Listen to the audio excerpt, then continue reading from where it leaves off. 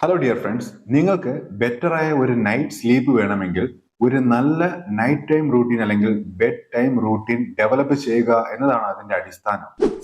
സുഖമായ ഒരു രാത്രി ഉറക്കത്തിന് വേണ്ടി നിങ്ങൾക്ക് നിങ്ങളുടെ ബെഡ് ടൈം റൂട്ടീനിൽ എന്തൊക്കെ ഇൻക്ലൂഡ് ചെയ്യാം, മോർ ഇമ്പോർട്ടന്റ്ലി എന്തൊക്കെ ചെയ്യാൻ പാടില്ല എന്ന് ഓരോരുത്തരും മനസ്സിലാക്കിയിരിക്കണം. ഉറങ്ങുന്നതിന് തൊട്ടു മുൻപേ, അതായത് ഒരു മണിക്കൂർ മുന്നെയെങ്കിലും എന്തൊക്കെ ചെയ്യാൻ പാടില്ല എന്നതിനെ പറ്റി സംസാരിക്കുമ്പോൾ നമുക്ക് മിക്കവർക്കും അറിയുന്ന ചില കാര്യങ്ങൾ ഉണ്ടായിരിക്കും. Especially say no to alcohol, caffeine അടങ്ങിയ drinks, tea, coffee, energy drinks ഇതൊക്കെ ഉറങ്ങുന്നതിന് കുറച്ച് മുന്നെയെങ്കിലും ഒഴിവാക്കുക, എടുക്കാനേ പാടില്ല എന്ന് നമ്മൾ പലയിടങ്ങളിലായി പലപ്പോഴായി കേട്ടറിഞ്ഞ വസ്തുതകളായിരിക്കും.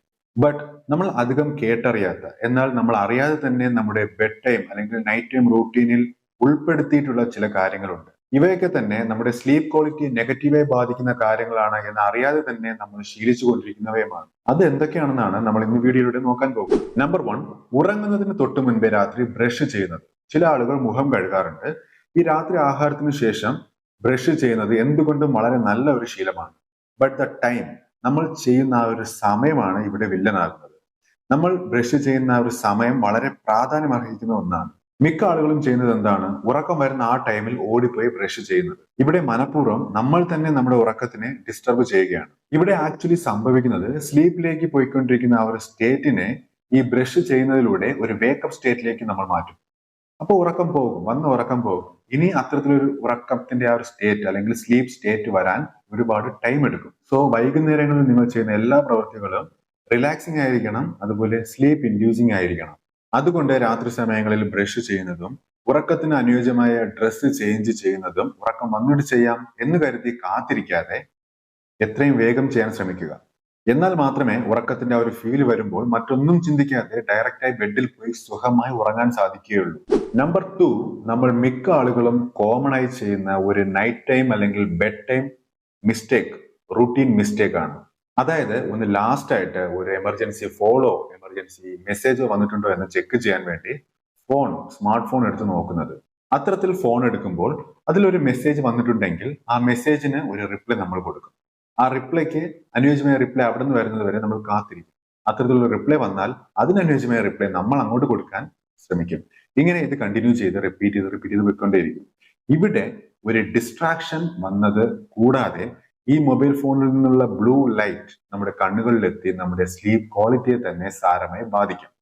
So avoid using smart phone at least 1 hour before bed. But നിങ്ങളൊരു ബിസി മാൻ ആണ്, രാത്രി എമർജൻസി കോളോ മെസ്സേജോ വന്നിട്ടുണ്ടോ എന്ന് ചെക്ക് ചെയ്തേ പറ്റൂ എന്നാണെങ്കിൽ നിങ്ങൾക്ക് അത്തരത്തിലുണ്ടാകുന്ന ആ ഒരു സ്ലീപ്പ് ക്വാളിറ്റിയുടെ നെഗറ്റീവ് ഇമ്പാക്റ്റിന്റെ തീവ്രത കുറയ്ക്കാൻ സാധിക്കും.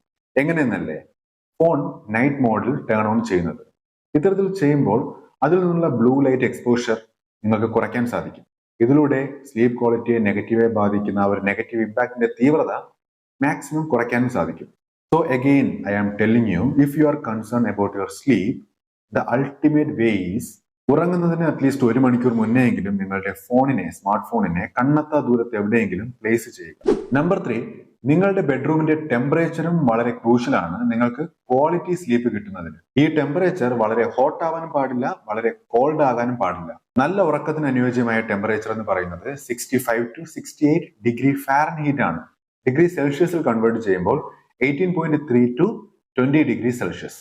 ബെഡ്റൂമിൽ ഇത്തരത്തിൽ ടെമ്പറേച്ചർ സെറ്റ് ചെയ്യുമ്പോൾ അറ്റ്ലീസ്റ്റ് 1 മണിക്കൂർ മുന്നെയെങ്കിലും സെറ്റ് ചെയ്യുക. ഇതിന് കാരണം, ഹോട്ട് ആയിരിക്കുന്ന റൂമിനെ കോൾഡ് ആക്കാൻ ശ്രമിക്കുമ്പോൾ നമ്മൾ സെറ്റ് ചെയ്ത നമുക്ക് അനുയോജ്യമായ കോൾഡിനേക്കാൾ കൂടുതൽ കോൾഡിലേക്ക് പോയിട്ട് മാത്രമേ നമുക്ക് അനുയോജ്യമായ ഒരു കോൾഡിലേക്ക് അത് എത്തിച്ചേരുകയുള്ളൂ. അതായത് എക്സ്ട്രീം കോൾഡിൽ പോയിട്ട് മാത്രമേ നമ്മൾ സെറ്റ് ചെയ്ത ഒരു കോൾഡിലേക്ക് അത് എത്തുകയുള്ളൂ. So it takes time. ഈ കോൾഡ് ആയിരിക്കുന്ന റൂമിനെ ഹോട്ട് ആക്കാൻ ശ്രമിക്കുമ്പോഴും ഇതേ അവസ്ഥ തന്നെയാണ്. സോ നിങ്ങൾ നിങ്ങളുടെ ഹോട്ടായിരിക്കുന്ന റൂമിനെ കോൾഡ് ആക്കാനോ കോൾഡ് ആയിരിക്കുന്ന റൂമിനെ ഹോട്ട് ആക്കാനോ ശ്രമിക്കുകയാണെങ്കിൽ അത് കുറച്ച് നേരത്തെയെങ്കിലും ചെയ്യാൻ ശ്രമിക്കുക. ഈ വീഡിയോ ഇൻഫോർമേറ്റീവായി തോന്നിയിട്ടുണ്ടെങ്കിൽ വീഡിയോയ്ക്ക് ഒരു ലൈക്ക് ചെയ്യുക. നിങ്ങളുടെ വിലയേറിയ അഭിപ്രായങ്ങൾ താഴെ കമന്റ് രൂപത്തിൽ രേഖപ്പെടുത്താനും മറക്കണ്ട. കൂടാതെ ഈ വീഡിയോ നിങ്ങളുടെ ഫ്രണ്ട്സ്, റിലേറ്റീവ് സർക്കിളിലോട്ട് ഷെയർ ചെയ്ത് കൊടുക്കുക. ചാനൽ ഇഷ്ടപ്പെട്ടാൽ സബ്സ്ക്രൈബ് ചെയ്യുക. അടുത്ത് കാണുന്ന ബെല്ലൈക്കൺ ക്ലിക്ക് ചെയ്യുക. എങ്കിൽ ഞാൻ അപ്ലോഡ് ചെയ്യുന്ന വീഡിയോസ് ഉടനടി നിങ്ങൾക്ക് എത്തിച്ചേരും. സോ നെക്സ്റ്റ് വീഡിയോയിൽ വീണ്ടും കാണുന്നതുവരെ ഗുഡ് ബൈ.